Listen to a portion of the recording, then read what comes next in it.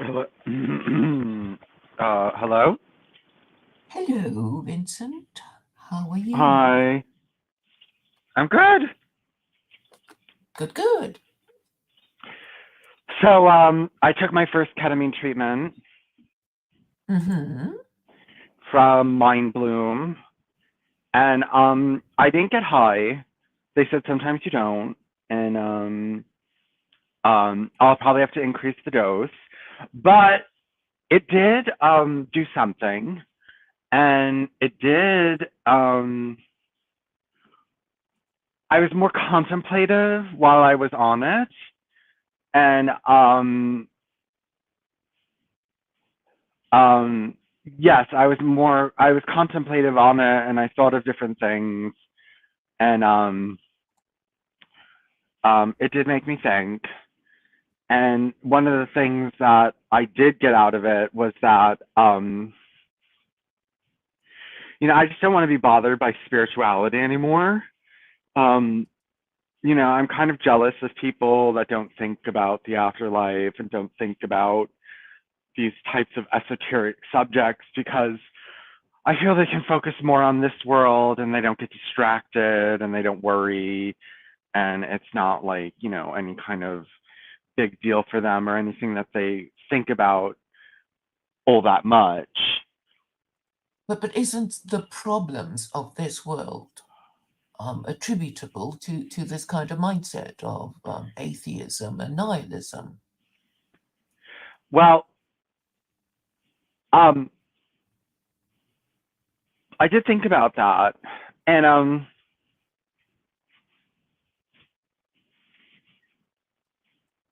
I don't know if this could work. It's kind of like a substitute for God, right? Like um people want God in their life because the world is unknown and what the world is unknown and where you're going is unknown and your life is God is hard. free. What? I mean, you don't have to pay for, you know, choosing to believe in God. No, you don't have to pay, but I just think that some people can't bring themselves to just abandon reason and, say, well, I know there's a God in heaven and I know what he wants and I know what he wants for me and I know what he wants for this world. And I think some people just can't bring themselves to say that. And for those types of people, I think that it's kind of worth it to to try something like this. I do feel better a little bit, and Mm-hmm. I'm not craving marijuana really as much. Um, and I'm gonna do the next one Wednesday. I'm gonna do it every 3 days, and I'll probably go up in the dosage. I have to see what they say, and you know, um, But, but okay, so you're saying that you need this treatment because you don't believe in God. But if you believed in God, then you don't need this treatment and you might be permanently happier without putting yourself in danger of addiction, dependence, and, you know, yes, but I mean, for people who just can't bring themselves, like, which God? And you're always like, why? There's no. there's only one God. I mean, I don't even know why you pretend like, ooh, there's so many to choose from. Which shall I Well, choose? but even in Islam, there's sects. Which sect do you Oh follow? no, no, forget about that. Don't even. Okay, you know I'm not Muslim. You know I'm not part of any sect. So you don't. I'm not saying you. Once you believe, you're off to the mosque or whatever. This is about what you're supposed to believe as somebody with a choice of stories to believe.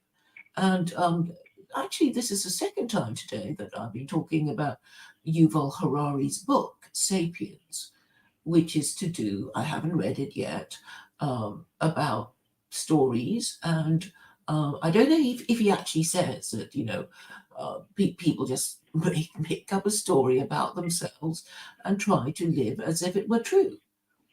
So obviously they'd have to, modify their own personal story with the story of the group that they belong to. So, obviously Jews would have to think, well, do I want to follow the religion properly, or will I be a secular Jew? And even if you become a secular Jew, there are all these different kinds of Jews to be a liberal Jew, a conservative Jew, there are different kinds of synagogues to go to, a Jew who doesn't, there's so many. So we have Well, but that's to. what I'm saying. But people are going to think like that because it's just when you say God, and then but you're going to want to know a little bit more than that, and then everyone has a different explanation, even the different Muslims, and that can get to the point where you're just like, well, I just don't believe in any of it because everyone has a different story and nothing adds up, and it's just it's hard to believe that. I mean, yes, I mean there are people who are like, I believe in some sort of God, but I don't know what it is, and blah blah blah, and Okay, like, well, but I these people okay, these people are the ones who say, "Oh, I'm not religious, but I'm spiritual," and that's when you really have to grab them by the throat and say, "What do you mean about spiritual? What do you actually mean when you use this airy fairy word of saying I'm spiritual?" Well, yes. I mean, like, I guess, I don't, well, yeah, I don't know. I don't know what it means or what the person means exactly. And it Okay, means well, to, perhaps we can explore what you think, because when people say that, they seem to be suggesting that that it means good things, that there's something, it's nice to be spiritual, oh, but not you're, nice to be religious. you're roboting. I don't know if that's me or if it's you. Hold on one second. I don't know either. I hope Oh, it's. now it's better now. It's better Mhm. now. I'm hearing you perfectly fine. So I think what we should be exploring is really what people mean when they say I'm spiritual but not religious. Because just by the way they say it and the kind of people who say it, they're saying religion bad, spirituality good. So what is the spirituality? And well, we have discussed it ourselves. You haven't really said what it means. I have, however, defined spirituality as the desire for justice. And I wonder if you agree. Oh, maybe that's part of it. I don't think that's like the crux of it, but I mean, it could be part of it. And yes, people want people to pay for what they did in this life or be rewarded for what they did in this life. And I just I guess you could be whatever. But I don't know if I don't think it's the only or the penultimate reason why people are spiritual. But what does it mean? We really need to define this word, because if we don't, then we might be talking at cross purposes. Well, maybe something other than this world. I mean, whatever. Okay, thank you for saying you are in fact talking about the afterlife. So Well, not so just the when people say afterlife. that, Yes, but not just the afterlife. There's more to. There's ancestors and ghosts and also getting spiritual connection in this world and getting messages, visions, omens, signs. You not know what I mean? necessarily, not necessarily, because I mean, okay, if we're talking about the five world religions, they not all of them believe in heaven and hell. Two of the Eastern religions believe in reincarnation, and interestingly, some ultra Orthodox Jews also believe in reincarnation. And when you ask them, I mean, they'll say, well, there's nothing in the Torah forbidding us from thinking that. And and in terms of classifying religion, um, the one of the one of the common features of the five world religions is the idea of an afterlife. That even if you don't get punished for evil or rewarded for good in this life, it's going to happen in your next life. So there will be justice in the end, even if it appears to you that um, wicked people um, lead a good life. So this is necessary. This is a necessary component of a religion, or at least a world religion. And when I say a world religion, I mean a religion that is relatively successful compared to the others. And I think what Yuval Harari is saying is that, obviously we would like, all of us would like good to be rewarded and evil punished. And if it can't be done in this life, we hope that it will be done in the next life. And if we believe in it, then we will be content to obey God's laws, because we will see this life as an examination hall to test our ability to distinguish in theory and in practice the difference between good and evil. Yes, but So so everyone has a different idea of what's good and evil.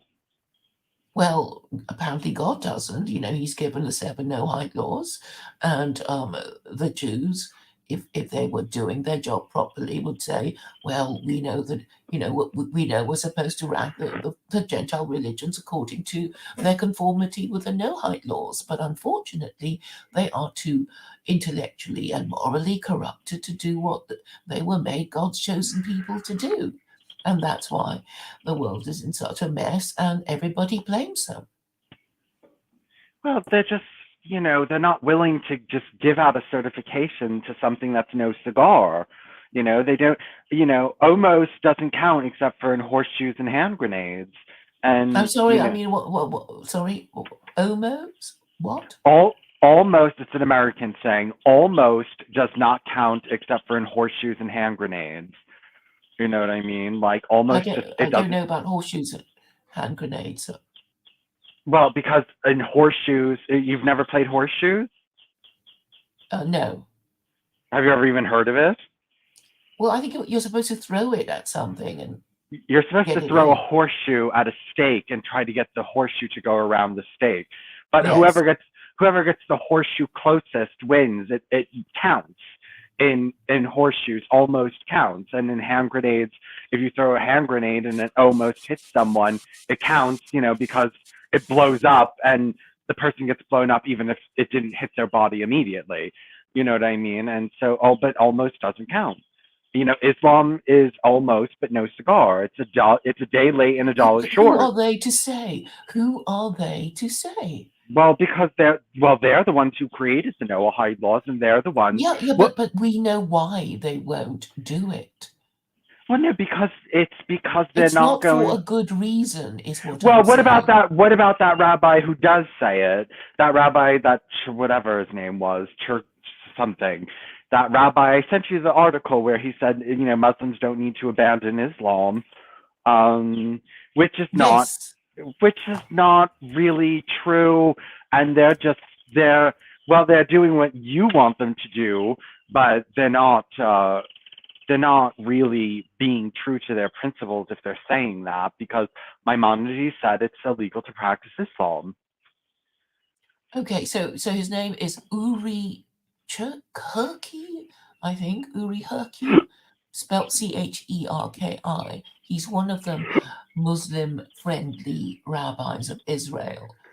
And I'm saying, actually, they're just not doing what they were supposed to do because they hate Muslims and they don't want to open a whole can of worms, because people will say, well, why didn't you say that earlier?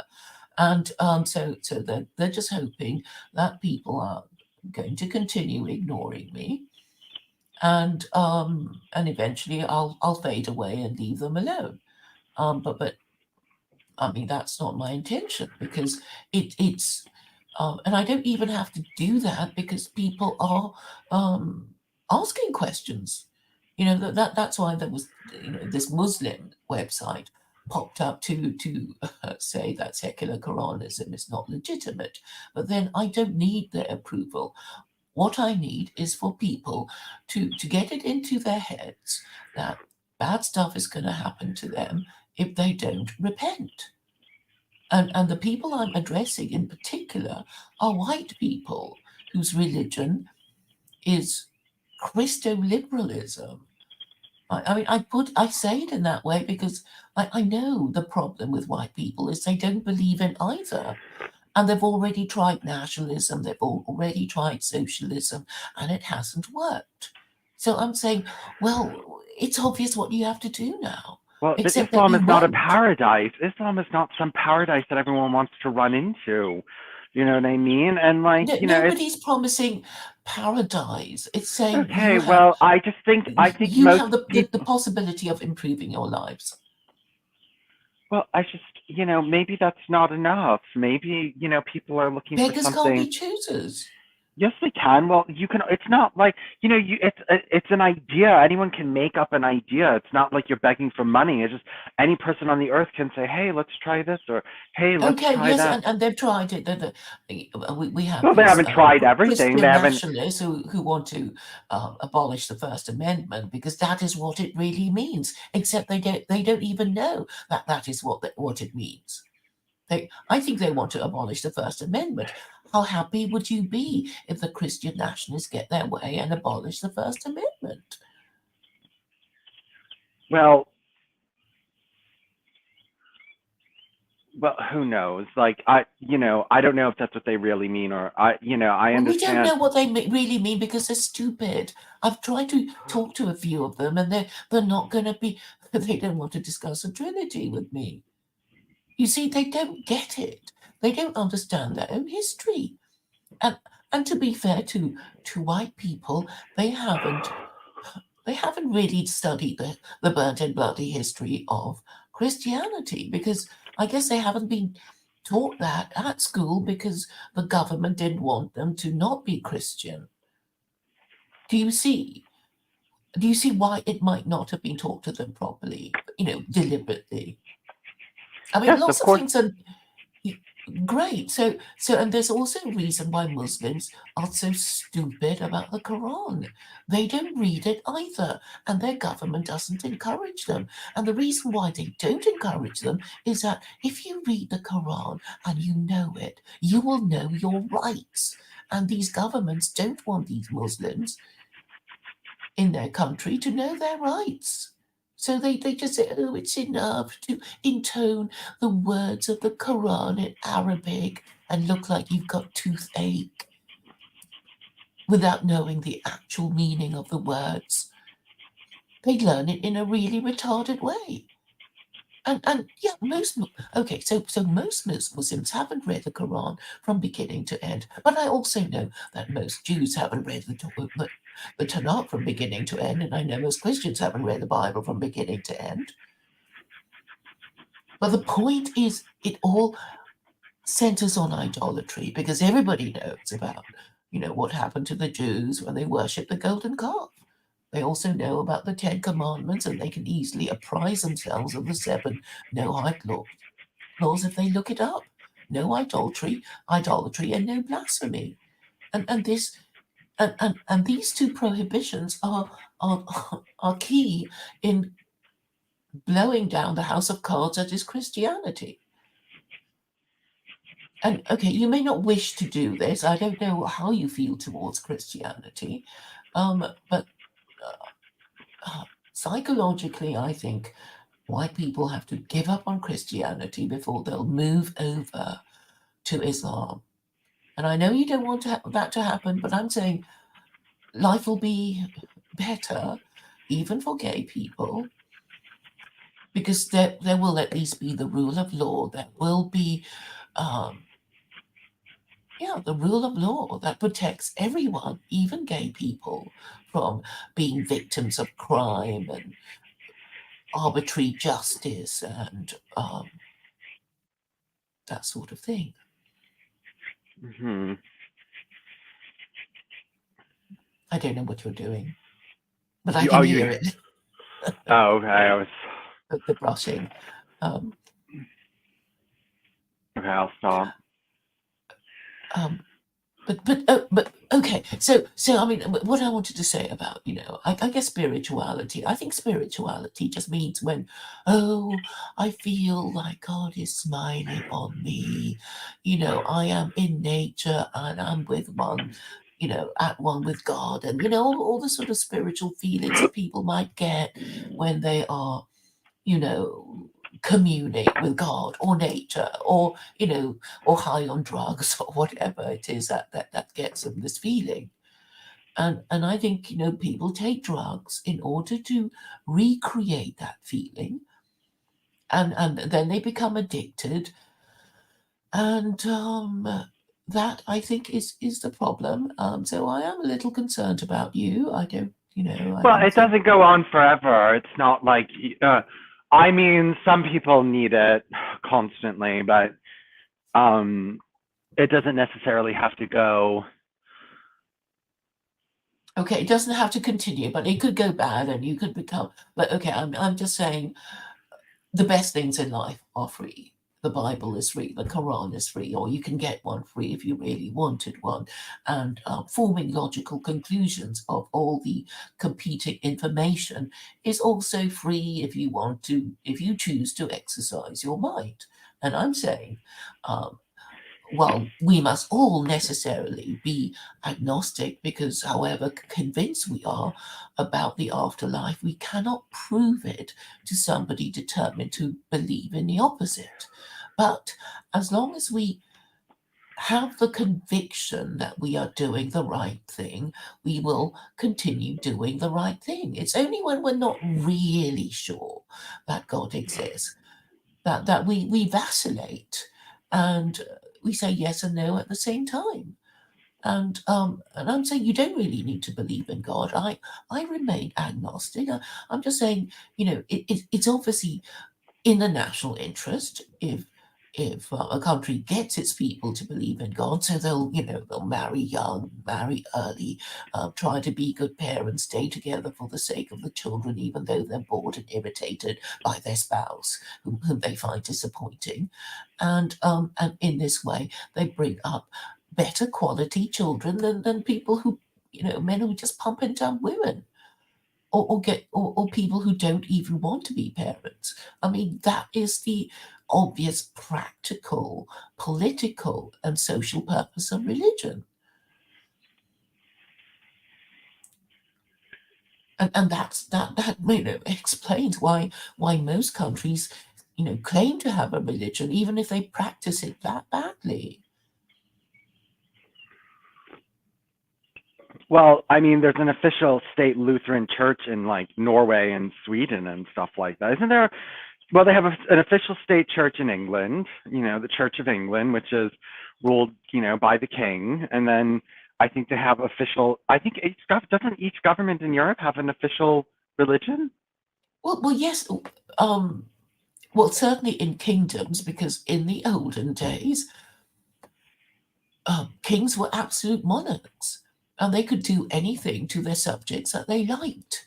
So when, okay, I don't pretend to have read anything on the subject, but I can imagine if they were barbarian kings and illiterate. How do you think the Catholic Church, the Christian missionaries, would be, bargaining with these barbarian kings? They'd be saying, "Oh, hey king, hey barbarian king, we come from Rome, the eternal city.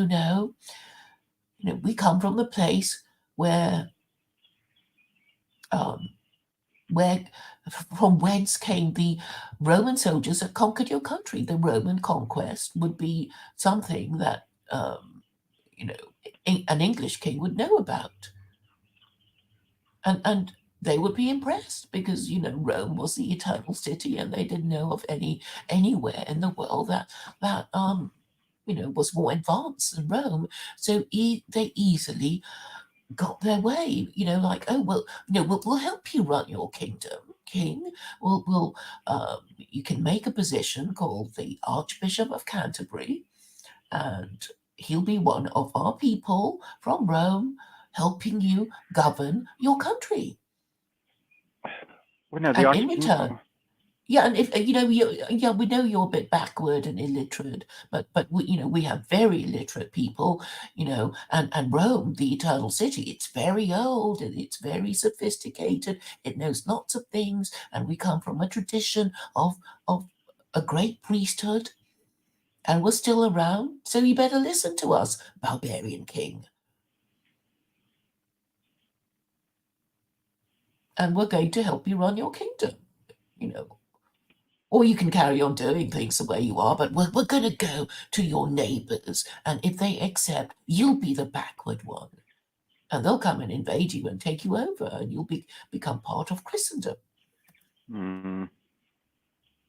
I mean, well, okay, I can easily imagine the Christian missionaries talking in these terms to these barbarian kings who probably,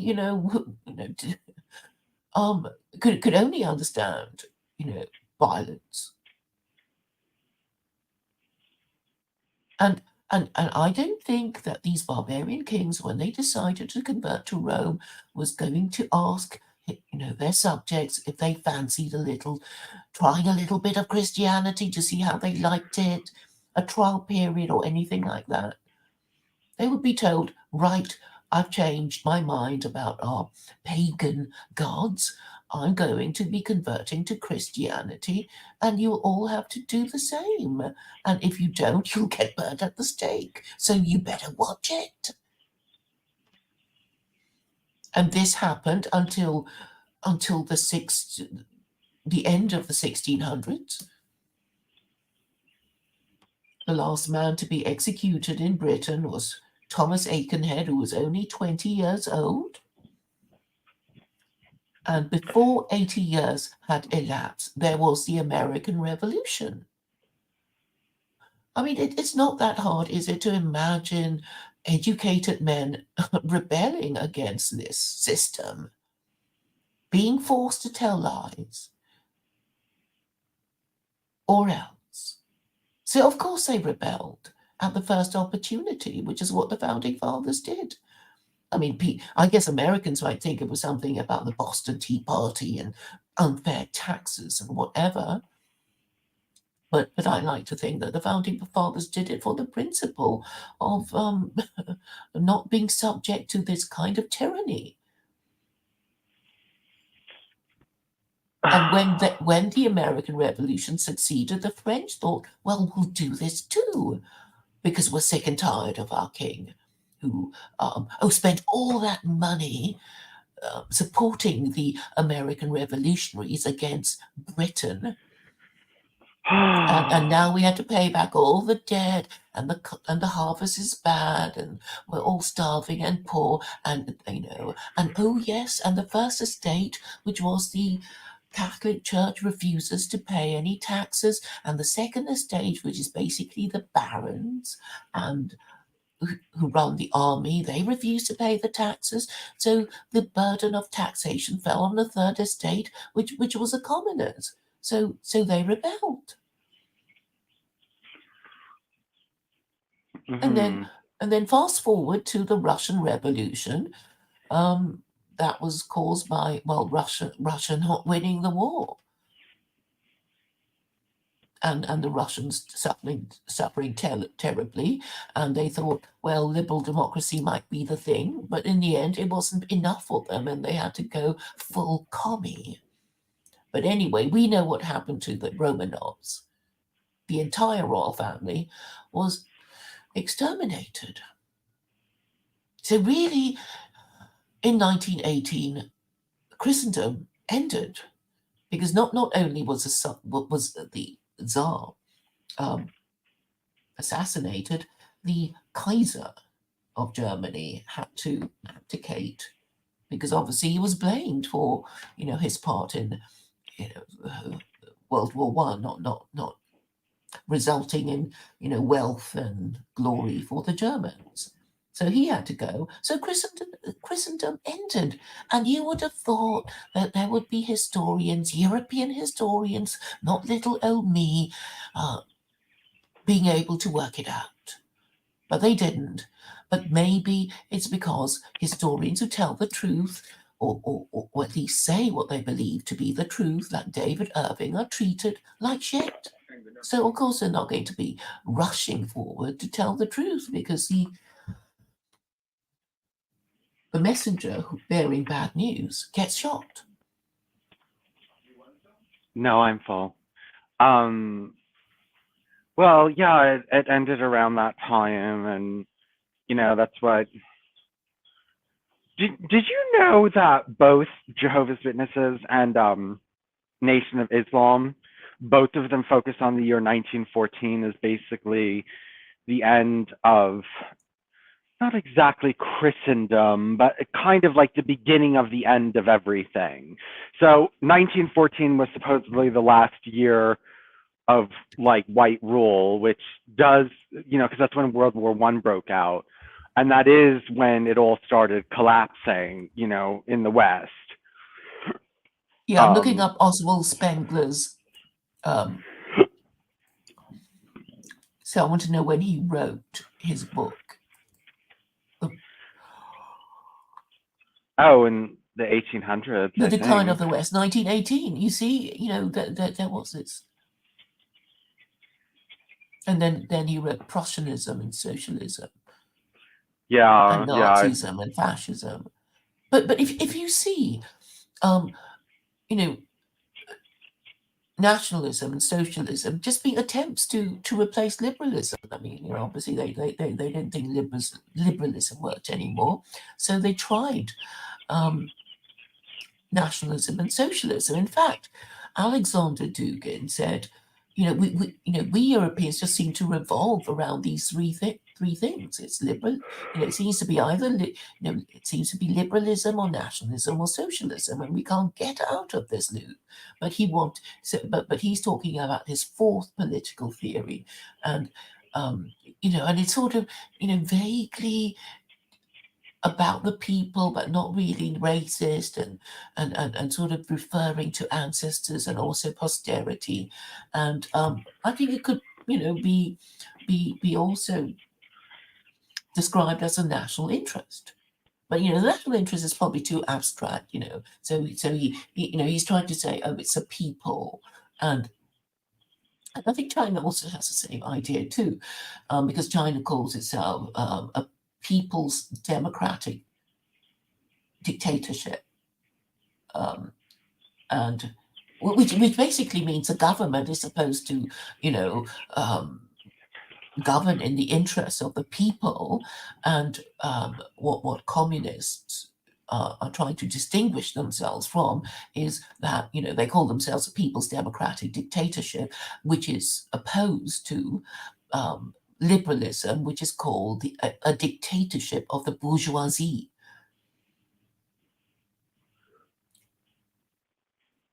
So and saying, oh, the rich people, rich people should, not always be the ones, enjoying, the resources of the nation at the expense of the people, etc. So that, I think, is basically the emphasis. It's like we have to look after the people, but it's not exactly a new idea, because of course the people are many and the elite are few. But it's only when you get, an honourable, principled elite who care about the people that you get good government. I mean, of course, you can get everything, on paper that talks about the perfect government and whatever. But you need the people in charge to actually care about the people. And yes, at the moment we don't have people like that. But I think it's a failure of religion. I mean, the reason why people might act well is because either they think God is watching them and is a policeman in their mind, or they want to they really care about the people and would do it anyway. But just a sort of belief in God is the extra insurance. What if you only pretend to care about the people, and when you think nobody's looking, you're taking bribes and bumping off your political enemies.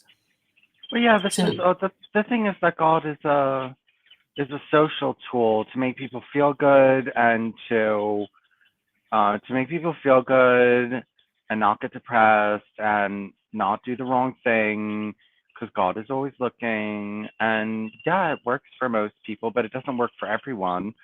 And I think that I don't know. I mean, I don't know. The ketamine's helping me. I mean, I do feel better. Okay, well, And I don't have to take it forever. okay, but I mean, in terms of beliefs, I mean, going back to Yuval Harari, he's saying that people just choose to believe or not. They can choose to make an inference or not to make an inference. It depends on which way you incline. So if you love someone, you give them the benefit of the doubt, and if you hate someone, you don't give them the benefit of the doubt. But it does matter a lot in terms of the burden of proof in a court of law, because it will be very difficult if you are assumed to be guilty unless you prove yourself innocent. Because under this kind of um, presumption, most people will be found guilty of whatever crime they're accused of, unless they can produce an alibi, I guess. If the charge is murder. So I think most people prefer the law to have the presumption of innocence and for the burden of proof to be on the prosecution and not the other way around. Now, as for whether God exists or not, I think he might really exist. Is I guess my point. I mean, if you're I agnostic and you have said you are agnostic, then you're obliged to entertain the idea that he might exist. And if you did believe, then you will get all the spiritual comforts that come with belief. And that is why I think Jews have a more what's the word? They're more sophisticated in resolving the cognitive dissonance, I suppose. It's quite extreme to get Jews to thank God for misfortune. I mean, it's quite a high standard of faith to expect somebody to do that, but anyway, in theory they're supposed to do that, even if in practice they can't. They can't. But and then they have the other requirement of well, they call it knowledge that God exists. It's not belief in God, but knowledge you actually know, and not only knowledge that God exists, but um, belief that he will act for the best possible reasons, even though you suffer misfortune in the meantime. And this would be backed up by the story of Job, I suppose. Have you read the book of Job? Yes. Yeah, I read the whole Bible I too many times, you know what I mean? I mean, I mean, okay, so What the did you way think of to the book of Job? well, I can't remember everything about it to be honest, but Hmm. I know wasn't he the one he didn't really want to go and then That's Jonah. He didn't oh want to that's go to Nineveh, yeah, and then oh he didn't Job was like the them. Job was He the was a good one man, and he was yeah, and then he afflicted got by tested. misfortune. He didn't do anything wrong. He had a really annoying wife who would tell him I don't think things like oh "curse that's God and die," and he was yeah, afflicted with all his children died. He was rich and he had many children, and then he lost his fortune and his children, and he was afflicted with boils. You know, but he never lost his faith in God, and in the end he was restored. That's the story of Job. But oh yeah, he also had to endure, his annoying friends who came and sat with him and said he must have done something wrong.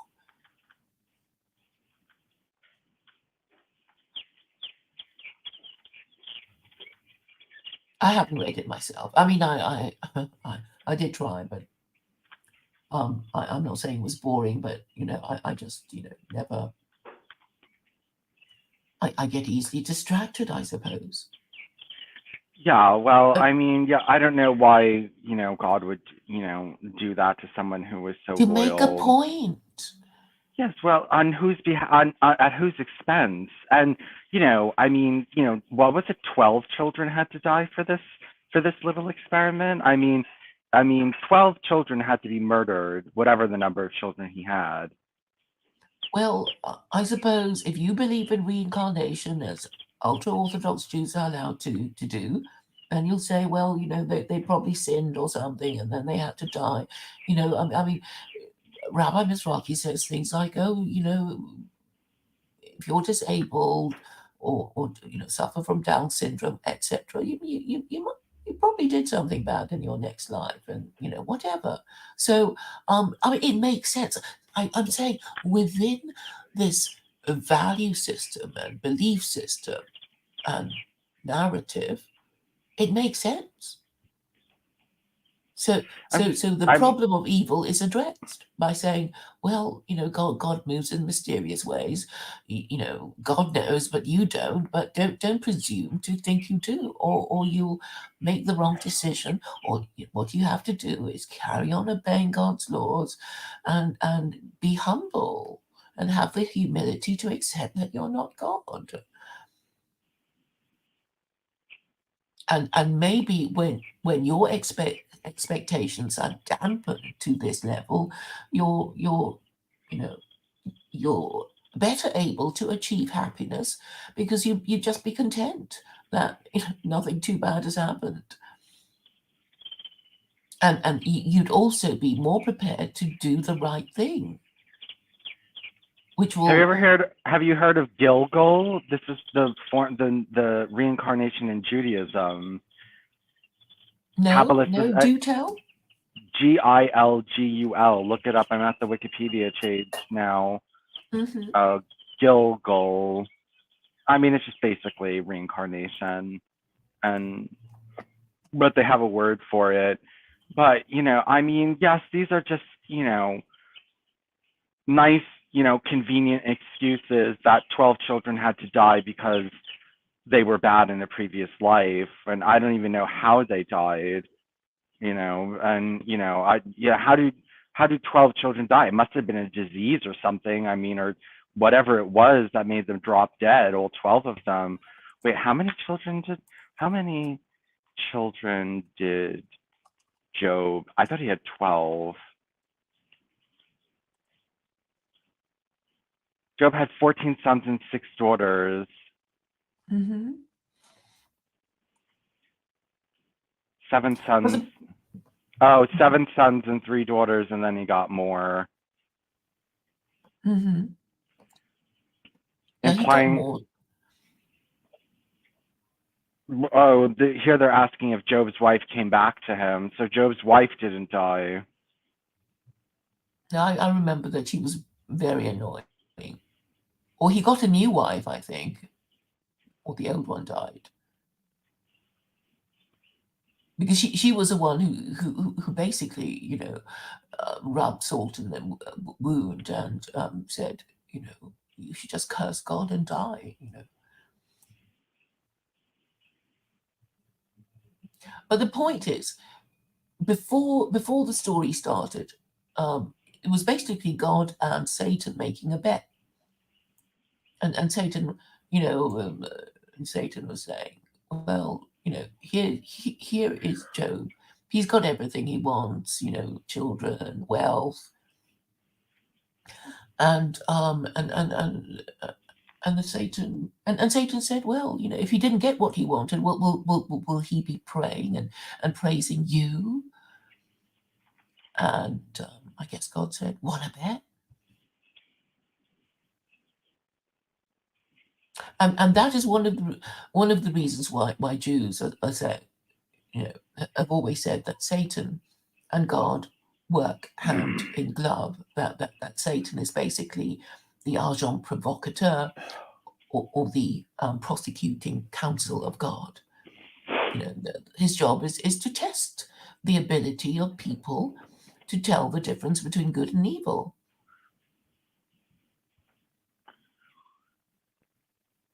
And that is really the purpose of evil. I mean, it's all like, well, if the purpose of our existence is that this life is an examination hall, then I mean, obviously there's going to be good and evil for us to tell the difference between. What is Bubblegum Gum talking about? He's saying that Satan won the bet with Job and that Job cursed God. I don't know what he's talking about. I've never heard anything like that. Well, his wife told Job to curse God and die, but he didn't. I mean, that's the point. Job didn't. He just carried on believing in God and praying. Yes. Yeah, he kept going, but also I also think that this idea that your life is bad because of your previous life is very cruel, and also I know a lot of times it negates people's desire to help people. You know what I mean? Because I mean, sometimes you see that in Hinduism where it's not always, but a lot of them don't believe in helping the poor because they did something wrong in their previous life and all these other kinds of things. And I could see how, if you're in Orthodox Judaism and you believe your child is sick because of, previous misdeeds, and, then Well, whether that's, you believe in that or not, hopefully you love your child and will try to help him. And if um I'm sure they say, it may be that these people have led a bad life, but you will get a blessing if you are charitable. So, they're not supposed to, step over, the bodies of the ill and dying and whatever.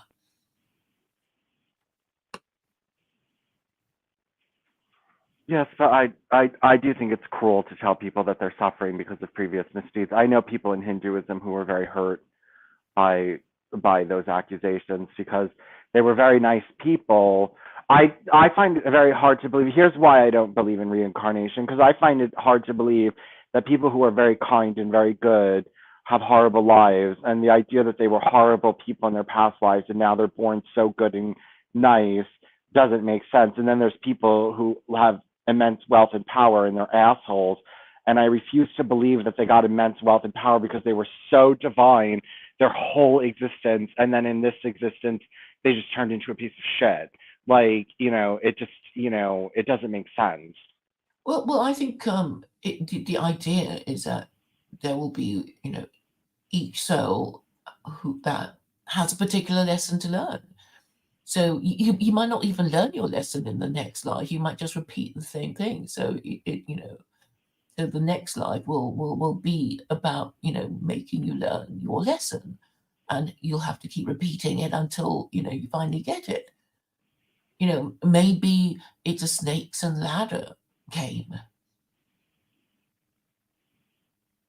Yes, you could just make all these things up. I mean, well, I know, I was taught not to believe in reincarnation, because the Bible does say man is appointed once to live and to die. And, we were taught to avoid reincarnation. So, and I mean, the thing about the Jehovah's Witness ideology and all of these, I think even more, well, Mormonism is a little bit different, but there is no hell. You don't burn in hell. You just, if you don't follow God's will, then you just cease to exist. So that's it. You cease to exist, and there's no pain, there's no suffering, and you know, I mean, people say that's not gonna. You're not gonna be very motivated. The point is that you're No, no, not no. supposed to Actually, get. okay. Here's a way to motivate even people who believe in reincarnation.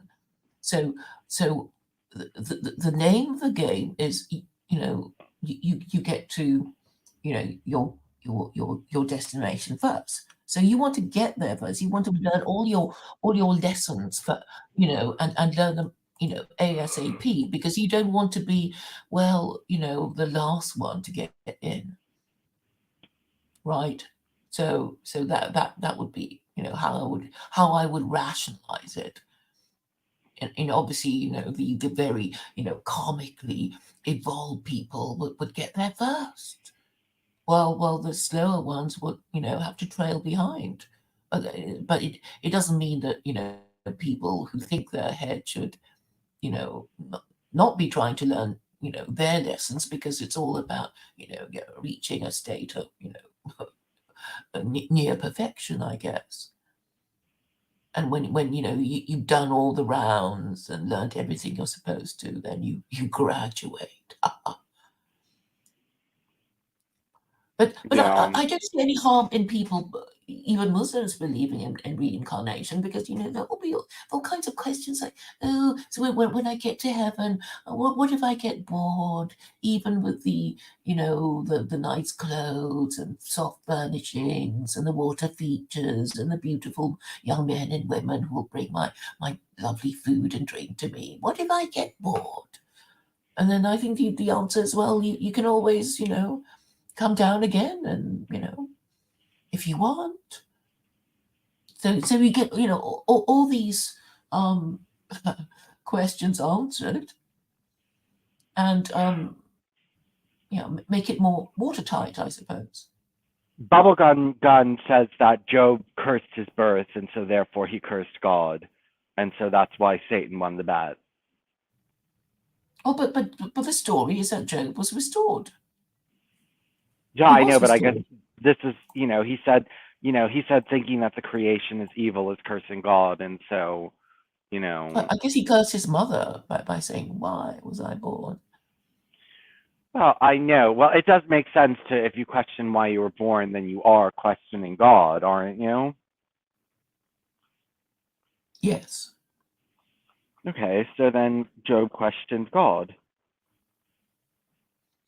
yes, but I suppose in view of the terrible things that happened to him, he should be um, indulged. But anyway, the point is that he suffered terribly and was eventually uh, restored, because he continued to believe in God, and that was enough to get him restored. But this makes people ask things like, well, if I guess they think that if they didn't get anything of what they wanted, they would find it very difficult to believe in God. But that's not really the idea. It's sort of, well, you still believe in God even though you don't get things you want, because you accept that there might be a reason that you don't know, that stops you from getting it. Yes, well, I'm quite disappointed with Satan, to be honest with you, and that's why I don't believe he exists, because everyone tells me I'm doing his work and he hasn't given me fucking shit. So I'm quite pissed with him if he exists, and I don't believe he exists because he would be helping me, because everyone's like, oh, you're so satanic. Well, you know what I mean? That's just what kind of fucking who would Well, worship such. he's working. If you do anything that goes against the laws of God, I know, but he's not helping me very much. I thought he was supposed to be able to no, give he's just me. helping you get your way, and your way is satanic. No, he's not helping me get my way. I don't have power or money or influence or anything Well, like but that. you might if you do things my way, Vincent. Well, doesn't that prove your way is satanic? No, because my ways are in harmony with what God might want. I'm saying, he wants everybody in the world to follow Sharia, and then they'll all be Well, happy. well, there's people who follow Sharia who are not happy and don't have anything, and Yeah, because you they know, don't follow it correctly. no, there's plenty of good Muslims that don't get anywhere in this world. There's good Muslims who have horrible lives, and it's it's obvious that this idea Satan is an imperfect idea because the idea is that Satan is supposed to reward you if you do his work, and he doesn't. No, no, So, no, no, there was never any deal about him, giving you stuff. well, He the just thing, says, just he no, the reward that you get is that you do things your way, not God's way.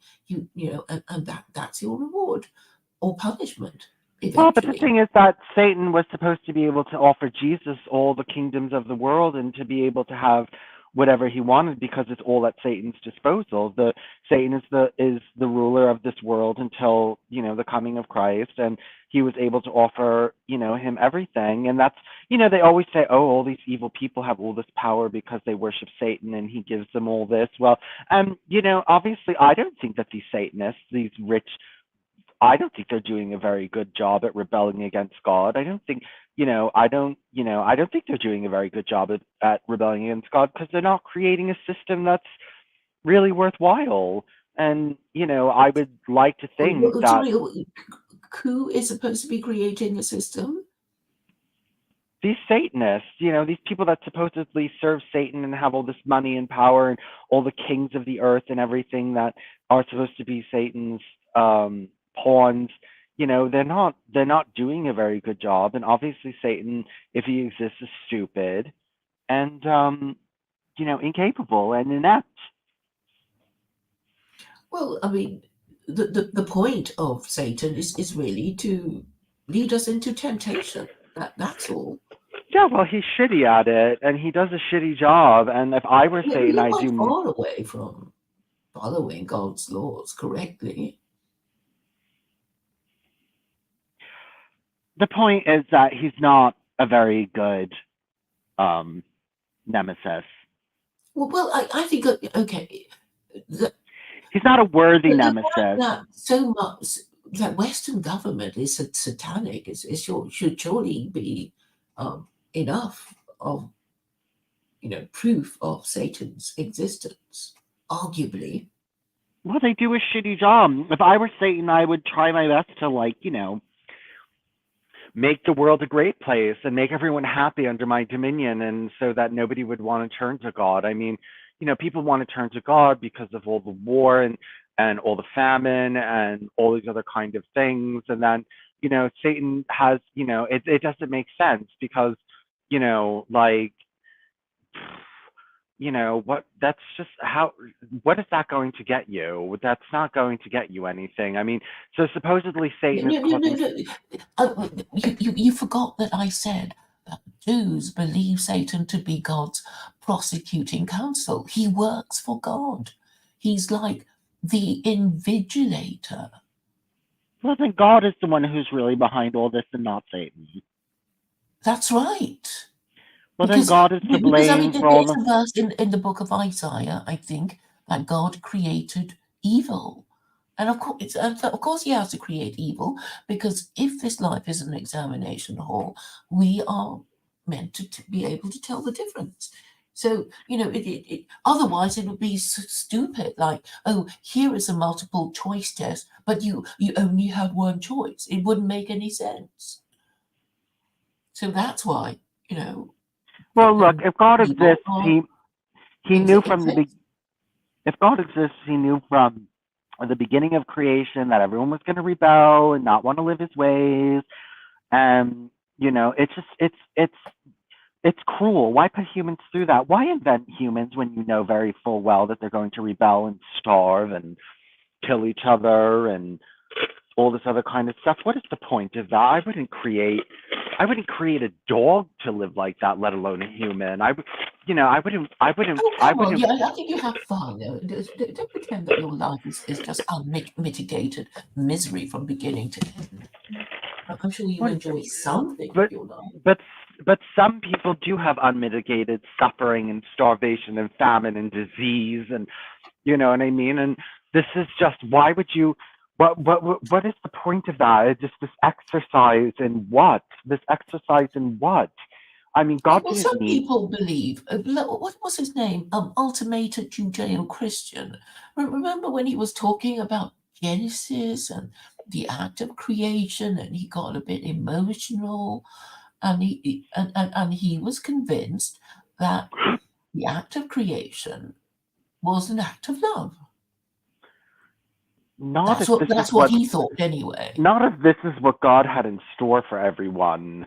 That's Well, some not people love. enjoy their lives. Some people are glad to be alive. Yeah, So you no, can't but not necessarily all. say, "Oh, everybody No, but hates their life." there's no Some people point for do. all this war and famine and disease and strife and hate and it's just this it was pointless to know that you were going to do this. I don't want a God who's going to create a creation knowing very full well that people are going to starve to death. Like But it's I don't okay. He's want to going to make worship it a up God. to them I don't because want to that's the worship a story. God.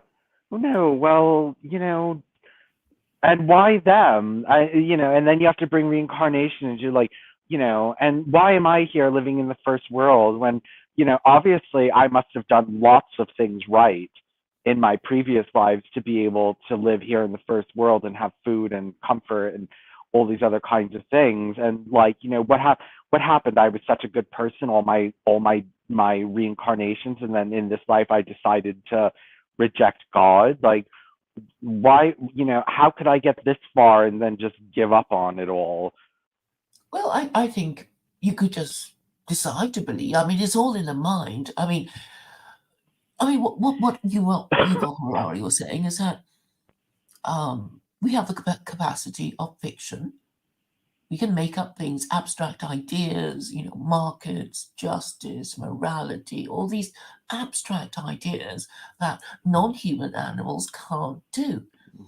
And because we can manipulate these ideas, we go on to achieve great things. Maybe we even conceived of the Abrahamic God, and he's just a figment of Abraham's imagination. But you know, and it came without any, effort apart from thinking.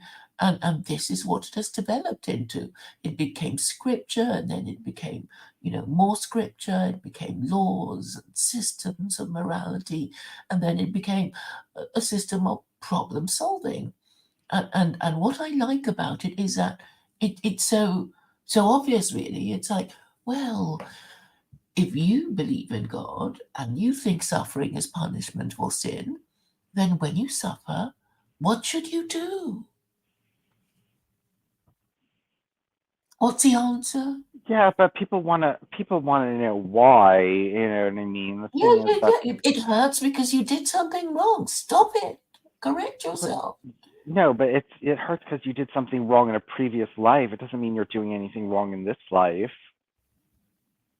Well, we, okay, a lot of things, we're living with a lot of things that have gone wrong, right? I think white people in particular are living with with the consequences of the French Revolution, which was a reaction against the craziness of Christianity.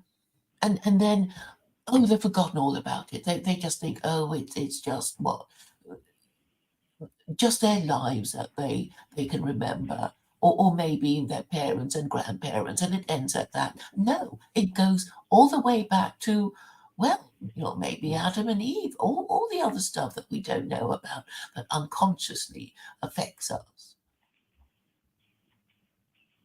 I mean, really, I mean, the emotions, I don't think are anything new. People get jealous, they get angry for more or less the same reasons. They're subjected to the, you know, physical appetites of lust and gluttony and greed. So, in a way, nothing is new under the sun.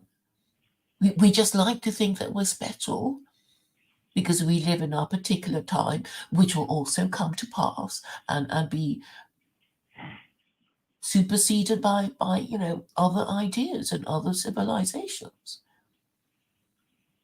But maybe it's just a way of saying, well, what we what we think are fair enough remain vaguely similar to the no-hide laws. Or maybe, but I don't necessarily believe that survival is always the best option. I mean, I think that sometimes it's good not to, I think, like And also, I do think that that is a white trait to say, well, it's better not to live than to live like that. You know what I mean? And I think that, yeah, other races just they don't have Oh. that. I do think I'm like actually reading a book on suicide, which is very interesting about how vicious the church was to people who committed suicide. You know, they had to be buried in unconsecrated ground. They would be refused a mass for repose of their soul. They were really quite vicious, and it doesn't even say in the New Testament to be mean to suicides, because and actually the Torah doesn't say anything about not killing yourself. It's only the Quran. But apparently, the idea of being mean to suicides comes from Aquinas, and this book I'm reading is about a suicide epidemic in Russia from the 1860s, which um, which must have been directly related to the emancipation of serfs, because it wasn't done, in an orderly fashion. And this leads on to nihilism, which must have been, loss of faith in their government for Russians, these serfs who, I guess, were, told they had to go and they didn't know what to do, and you know and so they remained in poverty, and a lot of them killed themselves, I guess. I guess when you were serf, at least you knew where your next meal was coming from, and what your future was vaguely, until they were thrown off the land. And anyway, so lots of Russians killed themselves, and then a lot of Russians became nihilists. And I don't know when Russia stopped burning heretics at the stake. They must have done it around this time. But I'm saying the failure of Christianity has obviously traumatized white people. I mean, that's why they're always fighting wars, and you know,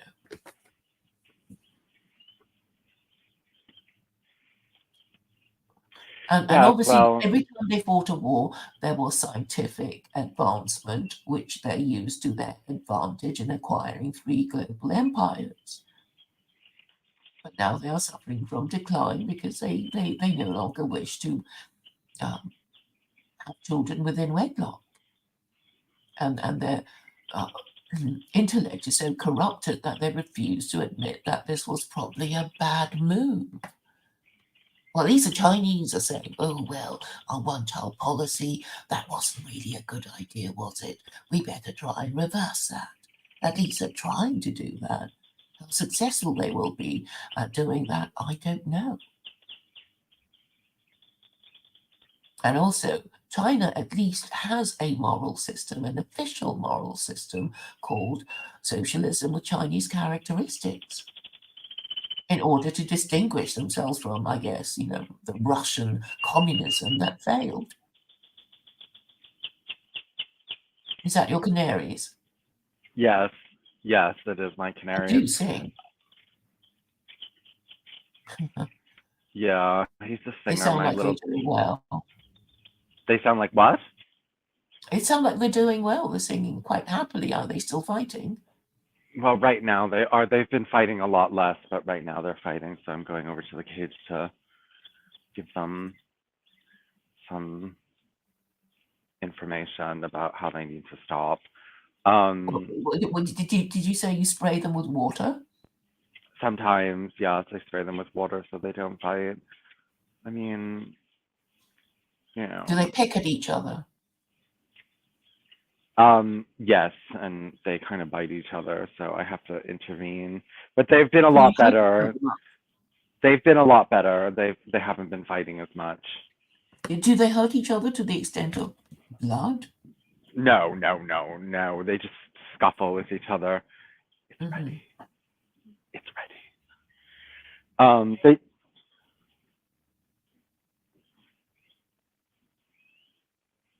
They scuffle with each other. I mean, they're not violent, but Hmm. It's not Yeah. like they pick each other's eyes out or anything like that. No, no. Though when I had zebra finches, that did happen once. They got into a fight and one of them got hurt. Mhm, So it mhm, happens. mhm, What are you making it with? Hold on 1 second, Claire. What are you making it with? mhm.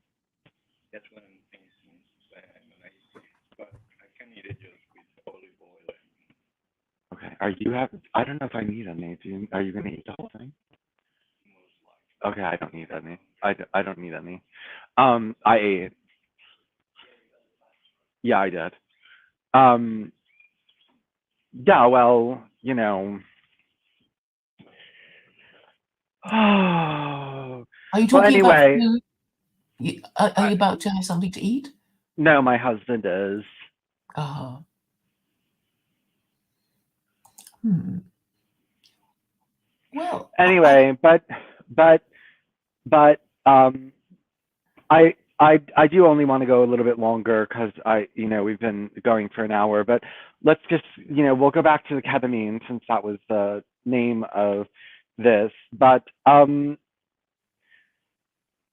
I don't know. It had a reverse spiritual effect on me. It made me a little bit less concerned about those things, and I do think it does make me think of Carol Balizat because the idea that drugs are sorcery and things like that. Though usually people use it really to connect to spirituality, right? I mean, that's what usually people use it for. But um, you know, I, because you get a guide, you get somebody who guides you through it, especially the first time, and it's just something that I did tell him that I just kind of wanted to get away from it and the spirituality and which he seems like a spiritual person to me. I couldn't. He did seem like he had spiritual things up on his wall that might have just been designs, but he did strike me as like a spiritual type of person. Um, and I'm sure that they usually get something of the opposite. But I think there's people that take ketamine treatment that believe in God and are Muslim or Christian, and I think that, they just have bad brain chemistry. And if they've had trauma in their life, they need to open up their neuroplasticity. And I feel as though I have, to be honest with you, I do feel a difference um, today. I'm not craving marijuana. I mean, I would like to have it, just for recreation, but I'm not like, fiending for it in order to alleviate my depression. but if you smoke, you just kind of. I mean, I can hear it in your voice when you smoke. Yeah, well, I mean, the thing is that, I'm not going to do it now because I've given it up while I'm doing this treatment. Yeah, yeah. Well, you should. Otherwise, if you have a cocktail of drugs, you won't be able to have the benefit of it. Well, it's no, but I mean I'm not craving it so strongly and needing it. And I think that obviously there's a biochemical component to that, and it was more than spiritual. You know what I mean? Like it was more than you know what I mean? Like Jehovah's Witnesses do that a lot. I mean, it's not against the religion to take psychotropic medication and antidepressants, but it's culturally discouraged. Like, and I do know Jehovah's Witnesses that abandon their children because they have psychiatric issues. That does happen sometimes. They'll abandon them. Like I know Jehovah's Witnesses that just when their children go into psych wards are just disgusted with their children and just say that it's all your fault and you don't rely on Jehovah enough. And you know what I mean? Which is I don't I think there's well, I mean Jehovah's Witnesses have schizophrenia 4 times the amount of the population and they're highly religious. And then why do they have so much schizophrenia? Well, I You think know, unhappiness is caused by um, cognitive dissonance. well, what cognitive dissonance do they have? And if anyone, like, what's wrong? Like, according, so look, Claire, Jehovah's Witnesses have a moral system, and they have rewards and punishments for following it or not following it. And so they basically keep the Sharia. I mean, I don't think there's anything Jehovah's Witnesses that are doing that would break the laws of Allah or your rules. And they have Yeah, a but system of, under the cognitive dissonance is that they see everyone having fun and them not having the fun that everyone is having, and this causes some discontent and uncertainty. That's well, what I'm that would be the same for Muslims or anyone who's keeping a strict lifestyle. I mean, they would, you know, which is why Islam is so political. That's why you think, well, everybody, it's sort of like, oh, I'm trying to give up drink. I don't want anyone around me to be drinking or smoking or whatever it is that I'm trying to give up, you know. And so, people kind of push it away like, oh, well, it's a gambling. Oh, it's got to be, out of town in a casino. It's a brothel. Well, it's got to be in a special area. So it's allowed, but, frowned on, and, all kinds of ways of regulating it. So, well, what I'm saying is using is that unnecessary. there's people who are not religious who are happy, and there's people who are religious who are happy. And I But you think there's can't people, tell if they're happy forever. People might be over the moon because they're having lots of drugs and bad stuff. But you don't know what happens to them next, do you? Because you lose touch with a lot of people. well, I'm not talking about recreational drug use. I mean, I'm talking more about pharmaceuticals and this medical grade ketamine. I mean, I don't think the point of these ketamine treatments is to get high as a kite and have recreation. The point is to basically change your neuroplasticity and change your brain. Well, the thing is, I mean, I'm sure you know of people, who are very sad, and then they hear some news and it makes them really happy. So Yeah, obviously, but momentarily, no, but there no, could I be a mean, oh no, general. okay, if you found you'd won the lottery, you'd be, well, more than momentarily happy, wouldn't you? Yes, but that's not always going to happen. And then sometimes people aren't happy because of brain chemistry and because of trauma. And Well, the point is that if you believe in God, you should be able to, if you are, not suffering from anything wrong with you, to be able to, go through life without taking drugs or psychotropic drugs, and this is what you should aim for. yes, but that sounds like I think some people need psychotropic drugs even if they are Muslims who are following the Sharia. I think there are Okay, people well, I who, suppose the Muslims would say, well, if you're Muslim, you are less likely to be depressed. well, I don't know if that's necessarily true. And the thing is that there's a culture in the Middle East of probably not using pharmaceuticals and relying fully on God. But, the thing is that, there might be less understanding about depression in the culture. And maybe people used to not admit that they were depressed in the old days. It was kind of viewed, like it could have been viewed that it was, because of sin and because you're not. Melancholia was a word that the Victorians used, and I think the blues is an American word. It's the same thing. Yes, well, I think people were less likely to admit any kind of problems in the past. I mean, people used to be, look, when life was hard and, Or people were you, judgmental about mental illness. They won't marry you or hire you or invite you to their parties. yes, exactly. So people hid it. And I don't like when people say, oh, people are so depressed these days. People used to hide it. People used to hide their depression. So it's not really, and I would think that in more restrictive cultures like Islam, yes, people would hide it more. You know what I mean? Like, just like, in the Jehovah's Witnesses, there's probably more of an incentive to hide it unless, to the point that you get schizophrenia. Maybe they become schizophrenic because they are so depressed and they do nothing to fix it. and then they become psychotic. You can get psychotic depression. Mm. There's such Well, thing the as point psychotic is depression. for us as individuals to be able to function reasonably well without, you know, taking drugs, whether for recreation or to control our moods.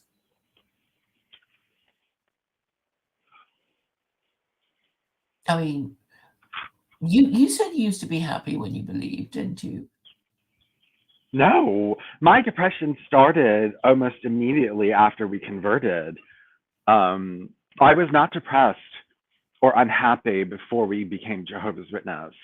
I had a very, you know, I had a very,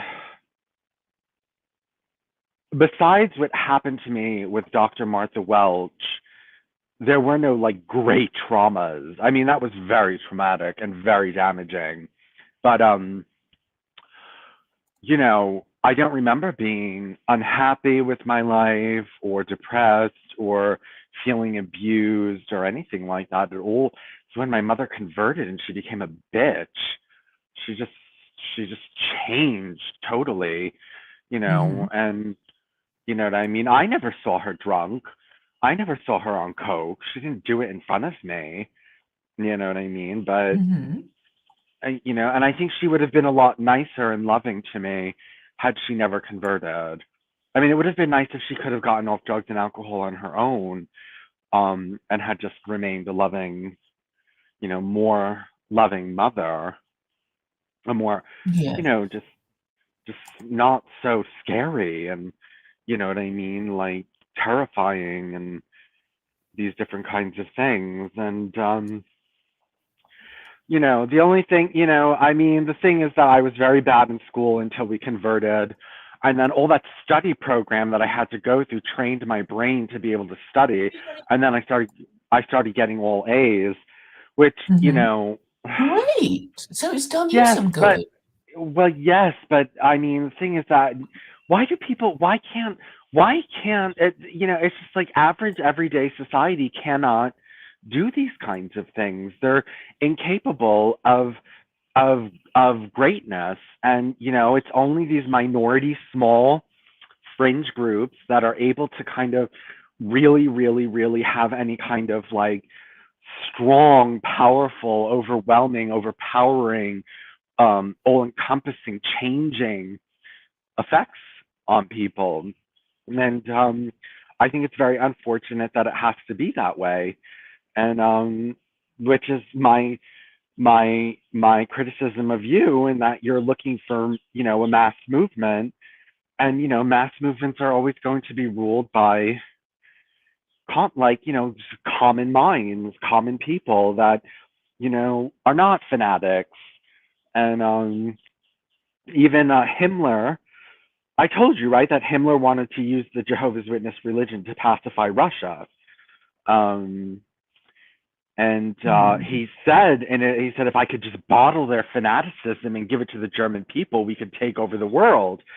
And so even the Germans, even he felt the Germans were not fanatical enough. And he was very impressed with the Jehovah's Witnesses and how they were so orderly and how they didn't commit crimes and different kinds of things. Yeah, I mean, And I've also said that maybe Hitler made his lot. He should have taken his chance to convert Germans you know, into Islam. It might have worked. yeah, but that still would have been a mass movement, like of the masses. Muslims are. I know everyone calls Muslims fanatics, but they're not fanatics in the way that Jehovah's Witnesses are. They're not that same kind. I mean, they're more, whatever. They get angry if you curse their God or something like that. They get angry, but it's a different kind of thing. And if Jehovah's Witnesses believed in taking over the world, they would be able to do it. And the only thing that's holding them back is their backward culture and their inability to get involved in government. And Well, maybe merge with Islam, it will become a formidable force. well, I don't know how those two religions could combine because one is very highly political and governmental, and one isn't. I mean, the Jehovah's Witnesses don't believe in any kind of government, not regulation. They don't believe in getting involved. They just don't believe in getting Well, because involved I in mean, all. there's no okay. I mean, I know you base your religion on a bit knowledge of the New Testament, and that there's nothing in the New Testament about rules for the government. So, but if it were applied to Islam, the Quran, then yeah, it would be yeah. Oh, okay, well, I've got to go. Okay. I'm glad we had this chat. I think it's good to explore new areas of discourse. Yes, it was interesting, and I am feeling better. Good, So, good. yeah, it did something. It definitely did something. Best of luck. And I have 5 treatments left, so we'll continue every time I do a treatment every 3 days. We can talk about it. Great, great. I'm glad. I look forward to our next Okay. chat. Yep. All right. Take Bye. care. Bye.